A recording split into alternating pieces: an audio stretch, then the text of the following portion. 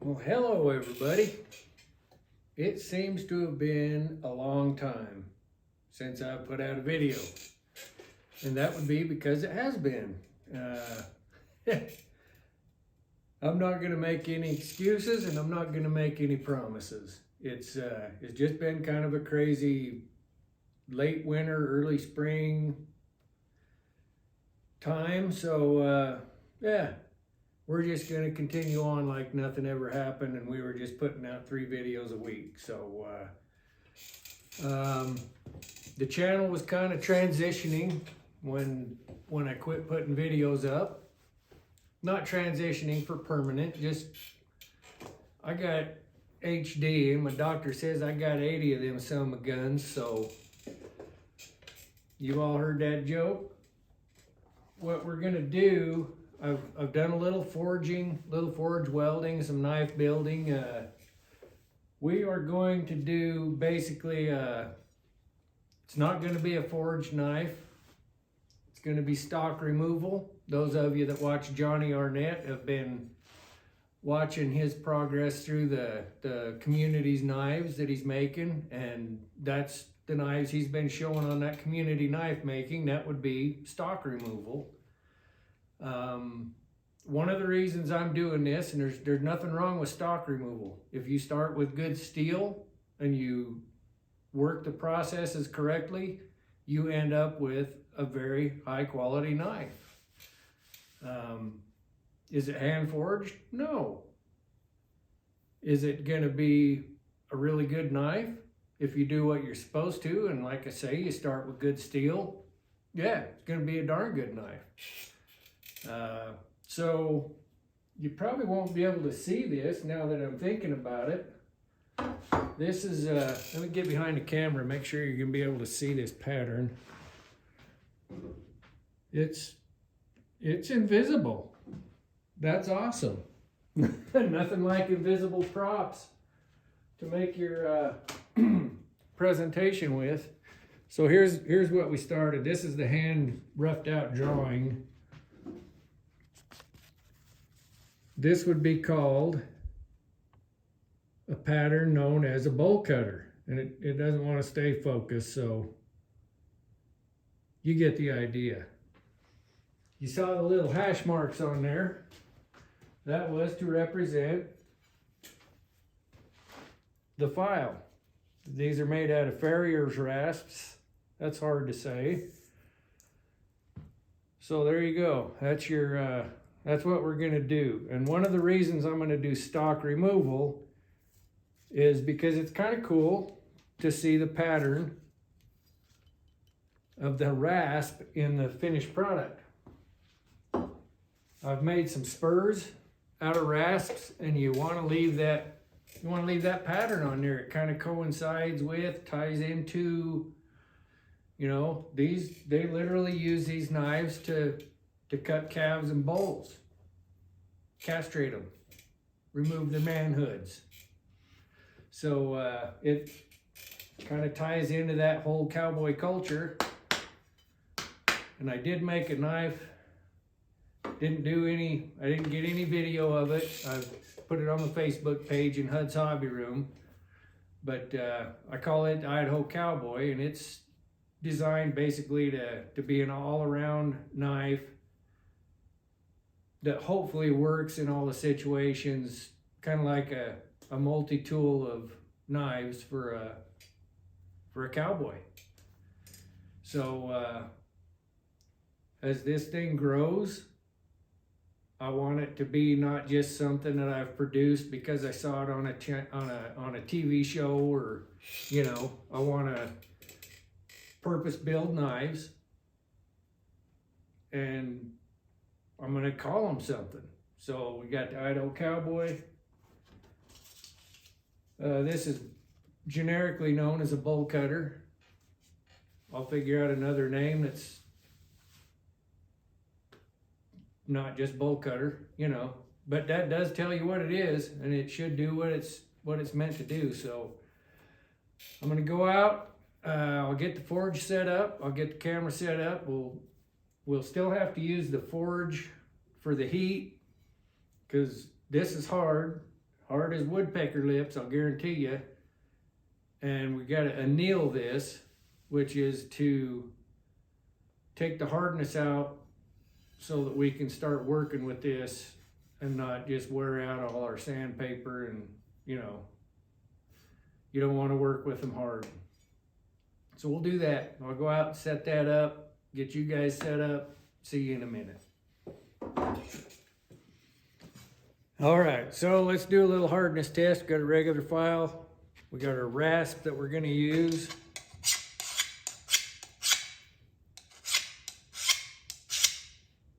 Nothing, there's not even a scratch on there.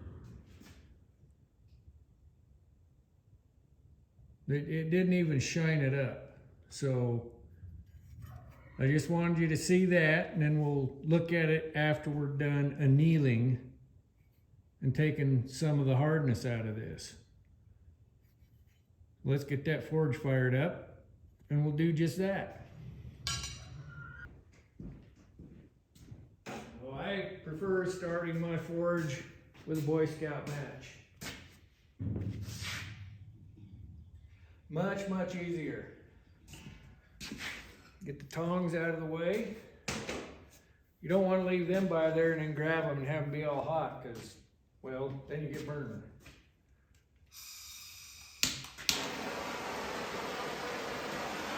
Apply some heat, turn on the gas.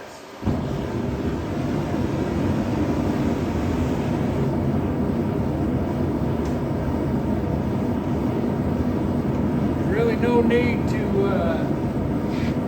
let the forge get to a temperature inside, because we're going to take this up to what almost a critical heat, which would be we're moving some molecules. It's going to be super hot. We're going to take it out. We're going to set it on the anvil and just let it cool at normal temperature, at a normal rate. We're not going to quench it. We're not going to speed that process up any. We just want it to cool down slowly. There's a whole scientific thing behind that about the molecules and the grain structure and how everything's tied together, but we ain't going to get into that. We're just going to do it, and then we'll make sure we did it right.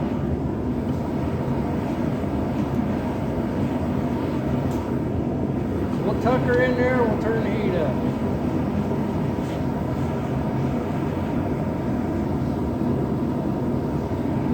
The forge, that's actually longer than the combustion chamber in the forge, so we may have to move it around a little bit, get that heat even. That's what you do when you got a little forge.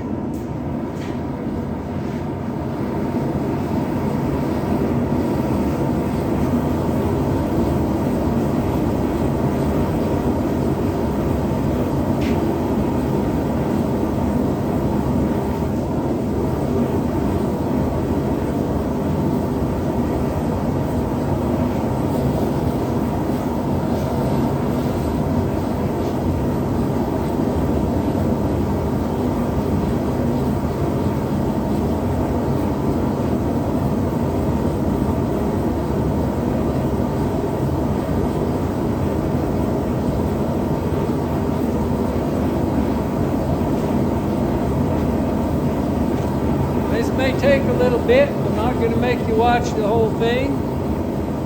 We'll just get her up there, we'll take her out, let her cool.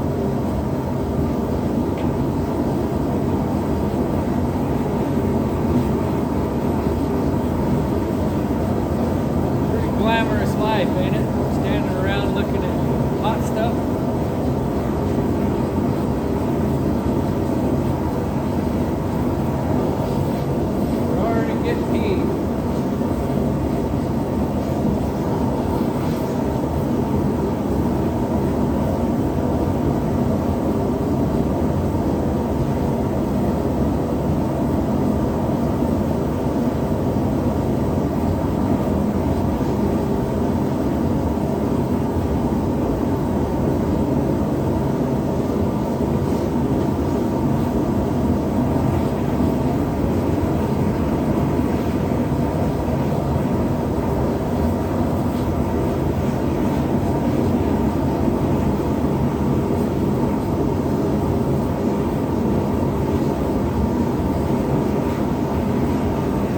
this up pretty quick. Then we'll turn that forge down and kind of hold that temperature and make sure it's soaked all the way through that metal.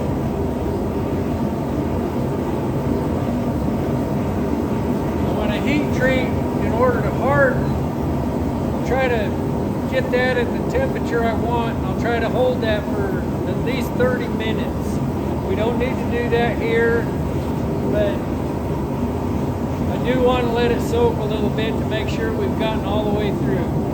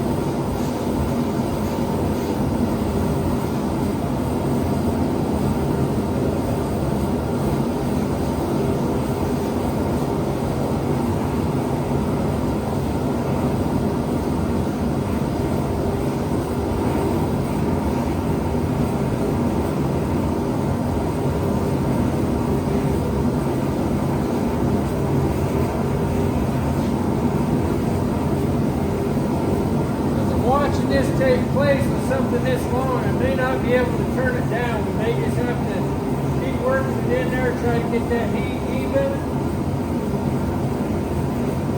It's a learning process.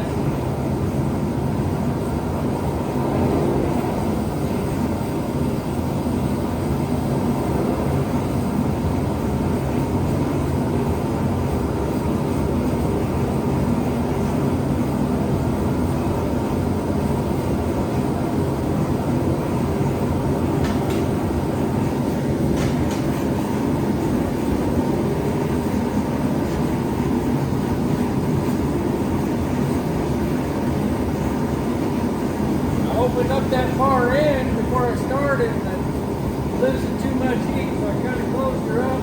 Should have closed it up to begin with again.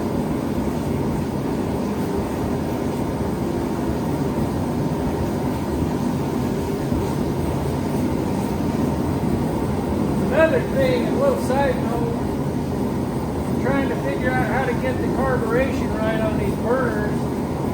I haven't got it quite fine-tuned yet. I do like it better than it was stock. I'm not getting near as much mill scale from the heating, which would mean I'm getting too much oxygen and oxidation on the metal. So it's still a process.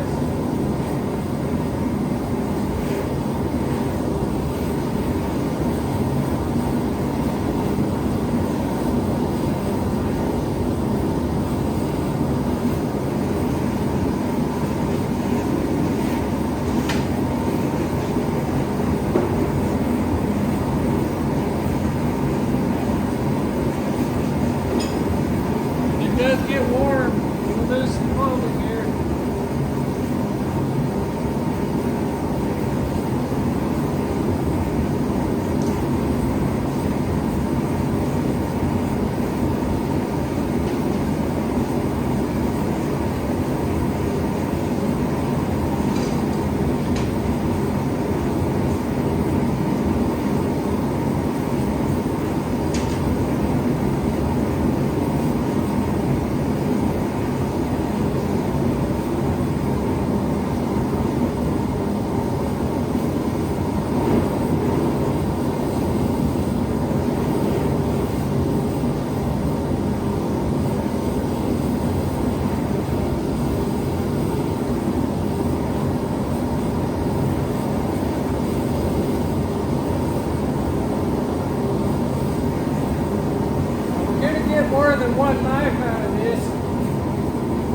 this point, I'm gonna just gonna focus on the far end without the tank.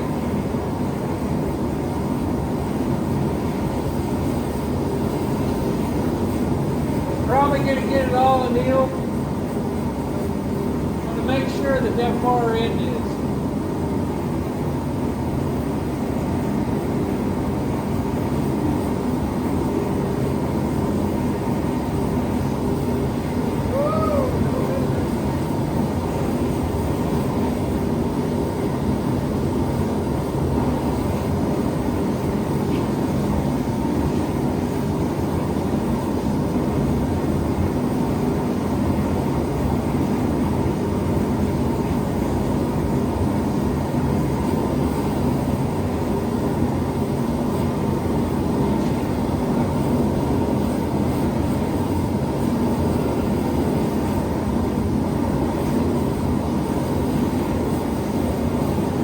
Here comes the real tricky part. I'll show you. I got to move the camera a little bit. Boy, I think I lost some eyebrows on that one.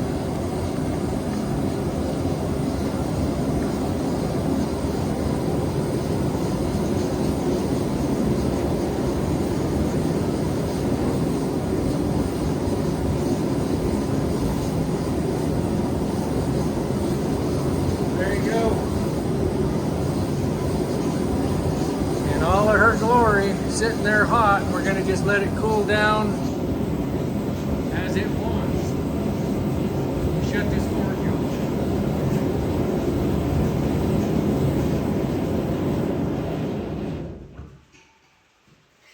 Because that is incredibly loud.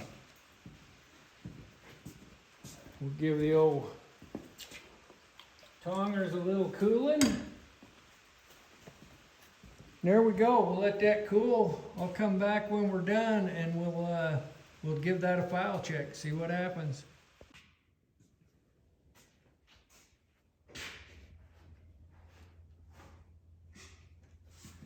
All right. So we have softened this up a little bit.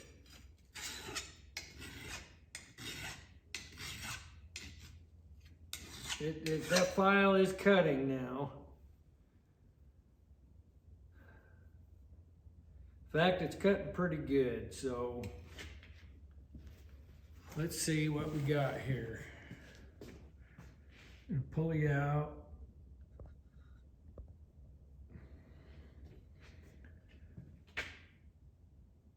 That made a pretty good kerf in there. And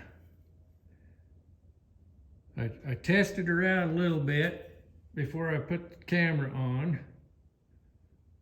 This side doesn't seem to have softened quite as much as this side, but that's okay. I think we're good enough.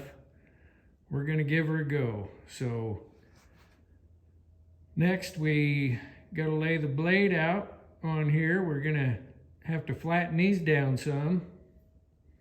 So that's probably what we'll do next. We'll work on taking some of the file out of the file and some of the rasp out of the rasp. And then we'll lay the blade out, we'll grind her up, and we'll make a knife. Appreciate you watching.